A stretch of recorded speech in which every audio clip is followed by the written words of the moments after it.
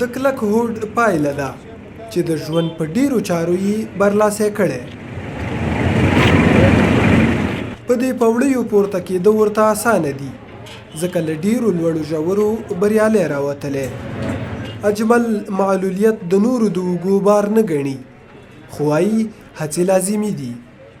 زینما دلته روغ راځي ما ته لاس نیسي چې ته ما نه خو نه خبر خیر خو چې زه ته ځان دکم چې تاسو په خپل کوشش وکړئ ان تر دې پورې چې زه ته ویم چې خپل مای به مزه لا چاته نه نیسم تاسو روغ وي تاسو چل وکړئ خپل کاروبار خپل روان کړئ کنه نو شته د بازار کې قسم خلک ته دی چې خپل کار کوشش وکړي او کار مسله کې یاد کړي نو خپل ژوند به خپل بوز ان شاء الله. هغه د موبایل جوړولو هنر په 8 میاشتو کې زده کړی. وایي اوس له همدې کوچنۍ هټۍ د ځان او کورنۍ اړتیاوې پوره کولی شي.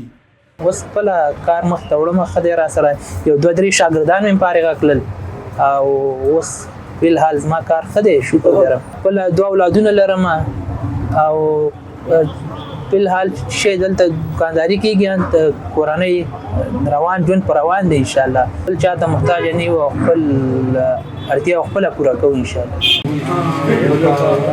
د کونړ کار او ټولنیزو چارو ریاست مسؤلین وایي تیرو 3 کلونو کې د ولایت کې څه باندې 2500 کسانو ته په بیلابیلو برخو کې د لنډمهالو مسلکي زده کړو زمینه برابره کړې ده. دوی زیاتوي ډیرو هغو چې روزنیزې زده کړې یې ترلاسه کړي اوس د اجمل په څیر د کار روزګار څښتنان دي. طبیعي خبره ده چې دغه ځوانان چې کله مسلکي د برخې نه فارغ شي نو یو مسلک زده کړي اکثره ځوانان یې بیرته په بازار کې ځان دپاره د کار پیدا کړی دی او د همدغې نه ځان دپاره یو حلاله نفقه پیدا کړي.